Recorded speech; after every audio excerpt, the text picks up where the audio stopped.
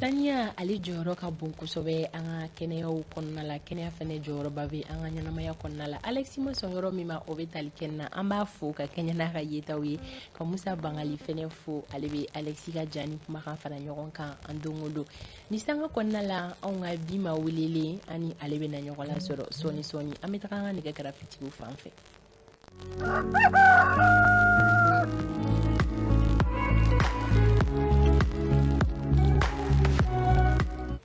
anw ka bi ma welelen ale bisimila wagati sera Isa Kaba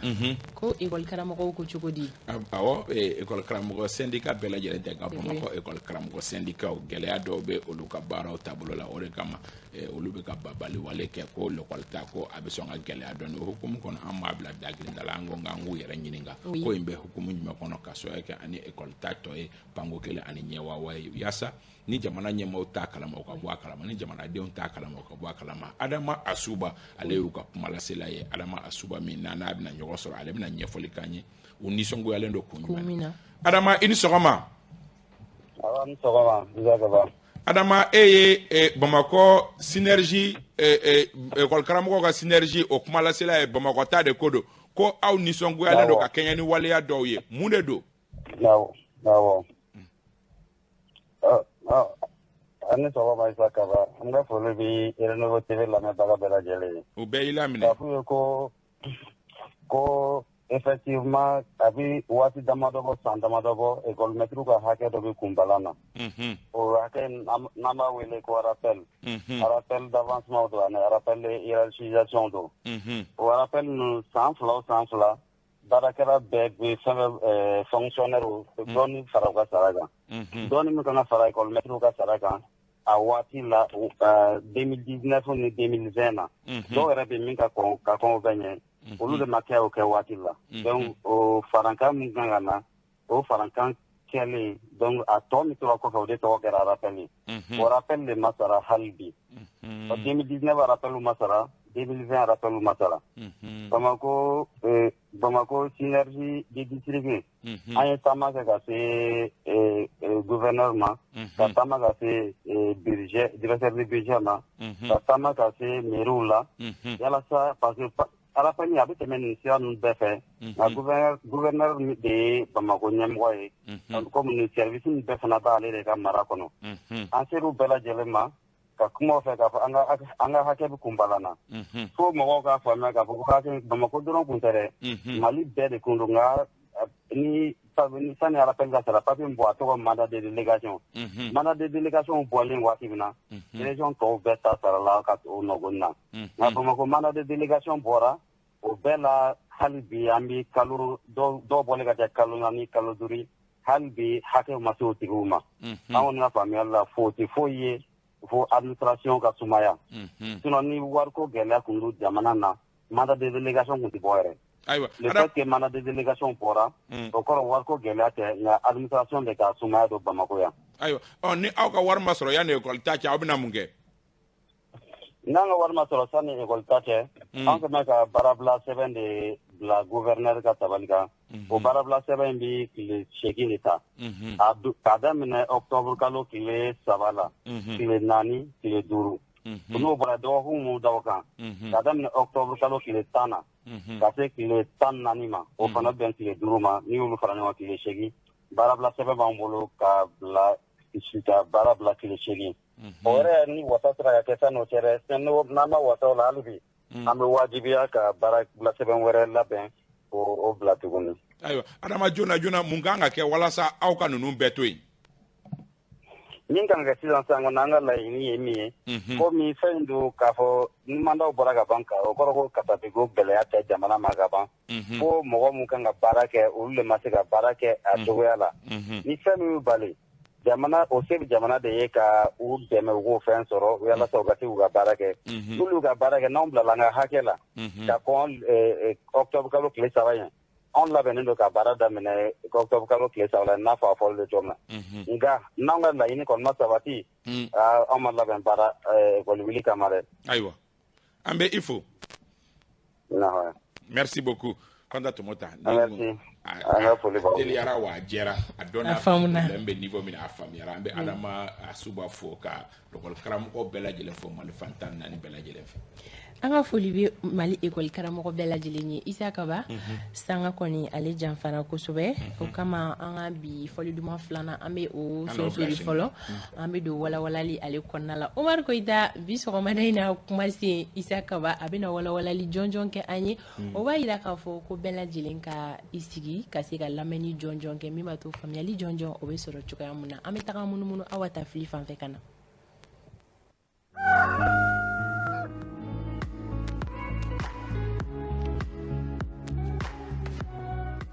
Isa Kaba i bisimila walawalali kama. Saha an bɛ foli kura ya ka ɲɛsin an lamɛnbaga n'an filɛbaga bɛɛ lajɛlen ma ko u k'u sigi ka ɲɛ k'a sɔrɔ kɛ ɲɛ walawalali wagati seli.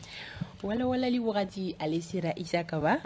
ko maa nugu ka ɲi i dɔn misi biyɛna. Siga t'a la. Sɔgɔmada in na kuma se min bɛ an bolo kɔrɔ o de bɛ tali kɛ message audio la Isa Kaba message audio kɔrɔ. Oui, message audio i b'a dɔn k'a fɔ a bɛ kabi tarikuw la olu bɛ yen nɔ o ye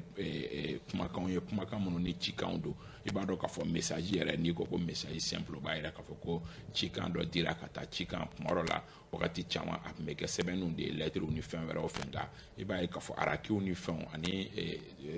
subahana mansin kura olu na kɛ sababu ye finitigilakaw fan fɛ olu bɛ se ka message ci cogo wɛrɛ la min tɛ sɛbɛnni ye minnu ye kumakanw ni fɛn wɛrɛ nka kɔsannin na an b'a dɔn k'a fɔ bɔlɔlɔ ninnu olu kɛlen ka sangaba sɔrɔ wagati min na olu bɔlɔlɔ olu y'u adapté ka bɛn ni diɲɛ cogoya kuraw ye mɔgɔ bɛ se ka kumakan bila ka taa di mɔgɔ ma mɔgɔ kelen walima mɔgɔ caman ma bɔlɔlɔ sira fɛ o dɔ ye WhatsApp ye o dɔ ye Telegram ye o dɔ yɛrɛ fɛn wɛrɛw ye message donc a bɛ fɔ olu ma ko message audio ka kumakan bila ka taa di mɔgɔ ma a bɔlɔlɔ sira ninnu bɛɛ application ninnu tila bɛɛ bi na message audio bɛ se ka ci u bɛɛ fɛ i Facebook o i WhatsApp o Instagram o a bɛɛ message audio bɛ se ka ci i bɛ se ka kumakan ci ka taa mɔgɔ kelen walima mɔgɔ caman ba ma groupe WhatsApp ni fɛn wɛrɛw sanfɛ donc sisan o de kama groupe a bɛ fɔ ko message audio message vocal o bɛɛ ye kuma kelen ye. Isa Kaba ni kumakan in ale ka girin kosɛbɛ wa nafa bɛ bonya bi kosɛbɛ an dun y'a suganti kun jɔnjɔn jumɛn kama. An y'a sugandi kun jɔnjɔn min na o ye k'a fɔ a bɛ tile damadɔnin bɔ kumakan dɔ bɛ sen na an ka jamana kɔnɔ an ka jamana finitigila ka ɲɛmɔgɔba dɔ ni général yɛrɛ don k'a fɔ k'o ye message audio dɔ bila message audio min ni a b'a ɲini sigidala mɔgɔw fɛ sigidala mɔgɔ minnu n'olu ye jobɔkaw ye n'o ye talatayikaw ye n'o ye sigida caman ba mɔgɔw ye ko olu ka boli ka bɔ u sigiyɔrɔ la ko ka taa dugubaw kɔnɔ kɛrɛnkɛrɛnnenya la Gawo walima Menaka ko k'a sɔrɔ kɛ ko mɔgɔ si t'a dɔn jɔn ye jɔn ye bilen ko ni min b'i nin fɛ o k'i yɛrɛ ta ka bɔ nin sigida ninnu na ka taa sigida wɛrɛw la kɛrɛnkɛrɛnnenya la dugubaw kɔnɔ ko u ka lakana kama a fɔra k'a fɔ ko a message audio ko a bilala Mali finitigi ɲɛmɔgɔ min fɛ a tɔgɔ ye ko Elhaji General Gamu n'i ye message audio in kumakanw jateminɛ i b'a ye k'a fɔ a kɛra sababu ye ka mɔgɔ caman bila boli ka bɔ la ka bibi na ɲɛmɔgɔ wɛrɛw wele k'u ɲininka Gawo falen don jama la kosɛbɛ Menaka falen don jama la mɔgɔw déplacé la kumakan in kabi a kunnafoni dira don min a bɛ journaux kɔnɔ a bɛ bɔlɔlɔw sanfɛ mɔgɔ si ma bɔ k'i tigɛ kɔrɔtan k'a fɔ ko ko kuma in ye nkalon ye Alhaji Gamu yɛrɛ m'a fɔ k'a fɔ ko nkalon don ko kuma ko in kɛra a masurunamɔgɔw m'a fɔ ko nkalon don ko in kɛra a dun bɛ hali kunnafoni sɛbɛlamaw kɔnɔna la k'a fɔ ko Elhaji Gamu ye audio in bila tamasiyɛn kan na k'a yira k'a fɔ ko mɔgɔ o mɔgɔ n'i bɛ nin sigida ninnu na k'i yɛrɛ ta ko k'a sababu kɛ a bɛ min fɔ k'a jɛya kɔnɔ o ye k'a fɔ ko mɔgɔ si t'a dɔn jɔn ye ko personne ne contrôle rien ko mɔgɔ si seko tɛ foyi la bilen donc n'i ye message in ta k'i b'a analyser i bɛ fɛn fila sɔrɔ a kɔnɔ d'abord Elhaji Gamu mun ye a bila ka nin kuma fɔ n'i ye o ta k'o jateminɛ i b'a ye k'a fɔ hakilina miiri dɔw bɛ se ka k'o la ani fɛnɛ filanan ye min ye est-ce que a yamaruyalen don a ka nin kɛ a bɛ fɔ surasiya de ma ko la grande miette i kɛra finitigi ɲɛmɔgɔ i kɛra finitigi dɔgɔmani ye min ka jala man ca o une fois que i donna surasiya la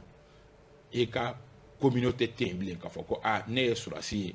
bi in na ne bɛ n janto wasolonkaw dɔrɔn de la o yamaruyalen tɛ walima ne bɛ n janto filaw dɔrɔn de la o yamaruyalen tɛ n'i donna finitigiya la ka ban i ye Mali bɛɛ de ka finitigi donc finitigi kelen-kelenna individuellement kelen-kelenna si yamaruyalen tɛ i k'a yira k'a fɔ ko n bɛ ka karisaw de protéger ka tɛmɛ karisaw kan o ye kelen ye filanan finitigila ka si yamaruyalen tɛ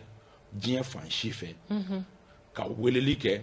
k'a fɔ mɔgɔw ye ko a ye bɔ nin yɔrɔ la aw ka taa nin yɔrɔ la k'a sɔrɔ a ye kɛ lakanabaliya bɛ a bɛ f'o ma ko message défaitiste kɔrɔ ye k'a fɔ e yɛrɛ mɔgɔw jigila mɔgɔ ye finitigi de a kɛra hali finitigi jalantan ni mɔgɔ 100 bɛ kɛlɛ la u bɛ ka ɲɔgɔn bugɔ muru b'u bɛɛ bolo ni finitigila kelen nana hali ni lakuru don ni fini b'a la ka ban mɔgɔw b'u jɔ o kun ye mun ye o ye makama ni mandiya min bɛ fini kan o de kama a yamaruyalen tɛ finitigi bolo ale min ni mɔgɔw ka danaya b'ale kan ko ale bɛ don mɔgɔw jigi kɔrɔ n'ale nana jama bɛɛ bɛ se wa mɔgɔw b'a dɔn wala finitigi yɛrɛ na sulasiw yɛrɛ na polisiw yɛrɛ na gendarme yɛrɛ nana ale finitigila k'a yamaruyalen tɛ cogo si la k'a fɔ mɔgɔw ye ko a ye boli. mais Isa Kaba i bɛ ka kumakan min fɔ tantɔ o jo in mun b'a sɛbɛntiya k'a fɔ ko nin ma kofɔlen de ka lase o don est ce que o ko sɛbɛntiyara fɔlɔ wa. hali n'o ma sɛbɛntiya n ye o de fɔ kuma kɔnɔ n ko nin ye a dɔgɔkun 2 ɲɔgɔnna ye nin kumakan bɛ kunnafoni gafew kɔnɔ a bɛ fɛn bɛɛ kan a bɛ plateforme bɛɛ lajɛlen kan. d'accord mɔgɔ si Alaji Gamu yɛrɛ bɛ diɲɛ kɔnɔ a ma sɔnna mɔgɔw bɛ diɲɛ kɔnɔ a ma démenti. donc n'a ma démenti et que c'est a bɛ kunnafoni gafew kɔnɔ n bɛ misaliya di 22 septembre Shana Takiw ka sɛbɛnfura dɔgɔkun tɛmɛnen kɔnɔna la o ɲɛ fura fɔlɔ yɛrɛ kun don journaux 4 fo ka se 5 ma olu bɛɛ lajɛlen ɲɛ fura fɔlɔ kun ye kuma in ye a ma démenti. n'a ma démenti ce qui a été écrit dans les journaux n'a ma démenti o b'a yira k'a fɔ ko tiɲɛ don jusqu'à preuve du contraire. donc an bɛ a ta o kan donc n'o y'a sɔrɔ a ye a fɔ o cogoya la ten tɔ a yamaruyalen tɛ o la mais filanan ye min ye mun y'a bila k'a fɔ ça veut dire que situation min ni o bɛ nin yɔrɔ ninnu na k'a daminɛ Talata ye ka taa bila Djebok ka taa bila Menaka ka taa bila sigida wɛrɛw la est tellement grave que aujourd'hui autorités kan k'a don sɛbɛn n'i ye fo Mali armée ɲɛmɔgɔba dɔ bɔlen ye fo k'a fɔ ko mɔgɔw k'u yɛrɛ ta ça veut dire que sincèrement ni ko in man ka ta à la légère parce que min fɔlen don o ye k'a fɔ jatigɛ walekala kulu 2 de bɛ ɲɔgɔn kɛlɛ la o sigida in kɔnɔ o ni Mali armée yɛrɛ tɛ pour le moment nka jatigɛ walekala kulu 2 de bɛ ɲɔgɔn na olu de kɛrɛfɛ mɔgɔw bɛ ka kɔlɔlɔ sɔrɔ a la donc c'est tellement grave que bibi in na cette affaire doit être prise au sérieux a kan ka taa sɛbɛ la k'a dɔn k'a fɔ ko gɛlɛya min bɛ yen nka fɛn fitinin fɛn wɛrɛ bɛ yen tuguni min ni o kan ka dɔn ko in na Alaji Gamu kun ye inspecteur général des armées o maa ɲɛma de ye kabi septembre kalo tile 20 san 2019 Ibrahim Boubacar Keita de tun y'a nommé nka Fanta Tomota décembre kalo tile 31 san 2021 autorité de la transition ye Alaji Gamu bɔ o ɲɛmɔgɔya la. d'accord est ce que o kɔlɔlɔ dɔ ye nin ye parce que i tɛ se ka kɛ armée kɔnɔ cogoya si la k'i t'i bɛrɛbɛn ni armée sariyaw ye armée sariya dɔ ye ka fɛn kelen mɔgɔ bɛ don armée la fɛn kelen o c'est sacré armée kɔnɔ o ye dade ye ni o y'a sɔrɔ a ye audio in kɛ o kɔrɔ ye k'a ye o dade sɔsɔ k'i dade o ye armée sariya belebeleba dɔ de k'i dade quelle qu'en soit la situation hali n'o y'a sɔrɔ i bɛ autorités alerter i bɛ dimi i bɛ fɛn bɛɛ kɛ mais armée tɛ yamaruya di cogoya si la mɔgɔ ka weleli kɛ k'a fɔ ko sigidala mɔgɔ dɔw ka boli ka bɔ yɔrɔ dɔ la parce que a yamaruyalen tɛ surtout a message audio la ma donc olu ye leçon damadɔ ye minnu kan ka tirer nin na fɛn fɔlɔ Alaji Gamu y'a fɔ autorités ye u y'o ban k'a lamɛn a fana dimina a ye audio kɛ n'o kɛra ça c'est vraiment grave et il faut prendre cette histoire au sérieux parce que a bɛ tile damadɔ bɔ ni kuma bɛ sen na mɔgɔw bɛ ka kuma fɔ mɔgɔw bɛ Talata ye kuma la mɔgɔw bɛ Djebok kuma la mɔgɔw bɛ Menaka kuma la il est grand temps autorité ka fɛn dɔ fɔ a ko. d'accord Umaru Goyita. bon ne bɛ se ka sisan parce que Gamu fana an b'a ye k'a fɔ Gamu bɛ jɛkulu dɔ kunna fana n'o ye Gathiɛ groupe d'autodéfense yalima Gathiɛ bɛ armée kɔnɔna de la wa walima Gathiɛ fana y'a damana kulu de fo ko o fana de yɔrɔ fɛn walawala don. o de ye gɛlɛyaba ye gɛlɛyaba min ni ce n'était pas normal mais à un moment donné a tun bɛ jamana arranger parce que fɛn fila tun bɛ yen nɔ Touareg kulu dɔw tun bɛ fɛ ko jamana ka tila il fallait avoir fo mɔgɔ dɔ tun ka sɔrɔ min bɛ balance équilibré o wagati gamu ninnu hali n'o y'a sɔrɔ officiellement c'est kɔsani yɛrɛ gamu y'a déclaré officiellement k'ale ye gacha mɔgɔ ye n'o tɛ gamu a ka surasiya tun t'a yamaruya cogoya si la a k'a déclaré officiellement mais mɔgɔ wɛrɛw de tun bɛ gacha gérer mais a tun bɛ état arrangé a wagati état y'a ko to yen a ka kɛ parce que a tun bɛ état arrangé sinon ce n'est vraiment pas normal état qui est allié miliciw la ou bien groupe d'autodéfense la mais état y'a accepté parce que a wagati a tun b'a arrangé o kɔlɔlɔw de ye nin fɛn filanan ye min o ye k'a fɔ intégré au ka problème ye nin ye kuma dɔ la surasiya fɛnkɛw sariyaw kuma dɔ la mɔgɔ minnu donna surasiya la rébellion kɔfɛ olu tɛ surasiya sariya caman bonya kosɛbɛ o ye gɛlɛyaba ye gɛlɛya min bɛ état kan état furadama o gɛlɛyaw bɛ état kan o de ye gamu ta situation ye n'o tɛ k'a fɔ ko gatiya bɛ armée la gatiya tɛ armée la gatiya kan ka taa gatiya ka kɛlɛcɛw kan ka taa DDR mɔgɔw fɛ o wagati de o bɛ don armée la mais pour le moment jusqu'à preuve du contraire gatiya ye groupe d'autodéfense de ye milice de don minnu ni yɛrɛ lakanakulu don yɛrɛ lakanakulu minnu ni u ni jamana de ka surun mais yɛrɛ lakanakulu don parce que olu tɛ armée kɛlɛ mais mɔgɔ minnu bɛna ko bɛna o ka olu ka sigidala mɔgɔw dankari olu la olu bɛ dankari o tigiw la mais i t'a sɔrɔ yɛrɛ lakanakulu wɛrɛw bɛ yen nɔ minnu bɛ dankari armée de la mais gacha ni olu différence ye min ye c'est que gacha tɛ dankari armée la mais gacha bɛ dankari mɔgɔw la mɔgɔ minnu n'olu bɛna ko bɛna olu ka sigida mɔgɔw dankari olu la mais fɛnkɛ tɛ armée tɛ. D'accord, o la Isa Kaba mun de dun bɛ se ka kɛ sisan walima mun de bɛ nana kɛ sisan. Fɛn fɔlɔ min kan ka kɛ fɔlɔ o ye ka ni localité ninnu ni olu kuma bɛ sen na Jebok ni Talata ye surtout Talata ye. Oui. A kuma ka ca bi kosɛbɛ jamana ɲɛmɔgɔw k'u kɔfilɛ o ko la. Filanan ye min ye kumakɛɲɔgɔnya ka se ka kɛ Alhaji Gamu fɛ. Parce que a bɛ misaliya min di misaliya ɲuman tɛ c'est pas un bon exemple pour armée kɔnɔna la a bɛ message min filɛ nin ye tantɔ nin bɛ to tariku kɔnɔna la don dɔ mɔgɔ wɛrɛ bɛ se ka nin ɲɔgɔnna kɛ ni Alhaji Gamu ta bilala ka tɛmɛ o tigi fana bɛ misaliya ta a bɛ kɛ jurisprudence ye parce que Alhaji Gamu y'a ɲɔgɔnna kɛ a tigi fana bɛ se k'a ɲɔgɔnna kɛ donc dès lors il faut que kangari dɔɔni ka da Alhaji Gamu ye hali n'a y'a sɔrɔ c'est sensible il faut que kangari ka da ye parce que aujourd'hui c'est quelqu'un qui influence min b'a la ni i y'a kɛ cogo la parce que jamana ɲɛmɔgɔw mɛnna ka musalaka o de la n'i y'a kɛ cogo dɔ la n'a yɛlɛmara côté dɔ in fɛ o da man di an na a bɛ gundo caman dɔn a bɛ fɛn caman dɔn wa mɔgɔ caman fana bɛ yen nɔ minnu ye ale kɔmɔgɔw ye minnu n'olu bɛɛ basculer la u bɛ se ka baara tiɲɛ donc sincèrement kumakɛɲɔgɔnya ka kɛ ni a ye ni ɲɔgɔnna kana sɔrɔ bilen sincèrement ni min bɛ yen nɔ a k'a fɔ autorité de la transition fana ni u kana Alhaji Gamu ninnu ɲɔgɔnnaw minimiser fana ni impact b'a la u y'a bɔ ɲɛmɔgɔya min na u kun ka ɲɛmɔgɔya wɛrɛ d'a ma parce que ne taara Alhaji Gamu ka so saba bɛɛ kɔnɔna la kɔrɔnfɛla la mɔgɔ dayakɛ min bɛ a kɔ ne b'o dɔn. D'accord. Moi je sais combien de personnes il nourrit sincèrement a ka sarani o tɛ a bɔ il faut que moyen dɔw ka sɔrɔ ka fɛn dɔw d'a ma kalo o kalo a ko o kɛ k'a ka nin jamakuluba min n'ale de tintinen don kan ko caman na il faut raison d'état jamakuluba dɔ de bɛ Alhaji Gamu tintinen don min kan donc n'i ye vivre tigɛ a la tuma dɔ la a fana ni y'a a faamuna Isa Kaba o yɛrɛ bɛ dan sigi sɔgɔmada in na walawalali la farankanw b'i bolo farankanw ye dɔrɔn halisa duwawu ka don an bɛ 22 kalo la 22 kalo min ni i yɛrɛ y'a fɔ renouveau kɛlen don ka wele bila Bamakɔ n'a lamini ma ɲɛnajɛba min ni san kɔnɔ ni ɲɔgɔnna bɛ fama ka kɛ parce que artiste bɛ artiste 100 bɔ ɲɛnajɛ in bɛna daminɛ kabi 15 heures an dalen b'a la a bɛ sɔn ka kuncɛ fo 22 heures inchallah ka fara o kan mɔgɔ o mɔgɔ ye présentateur ye renouveau la olu bɛɛ bɛna fara ɲɔgɔn kan ka télévision show de kɛ spécial 22 septembre ne ni Mariétou Magalo Tomota ni Antoine ainsi de suite Morbo ni Isu an bɛna 30 minutes an bɛ artistes la yɛlɛ télévision show bɛ kɛ cogo min a bɛna kɛ tumanba de mɔgɔ fila ni nin fɔra mɔgɔ min kɔ ɲɛnajɛ tuman taara k'i to ka fara o kan tariku dumanw bɛ fɔ an bɛɛ lajɛlen bɛ na an bɛ tariku min dɔn 22 ko la an bɛɛ lajɛlen bɛ min dɔn artistes fana bɛ dɔnkili minnu dɔn 22 ko la dɔnkilidala kɔrɔlenw ani dɔnkilidala kuraw ni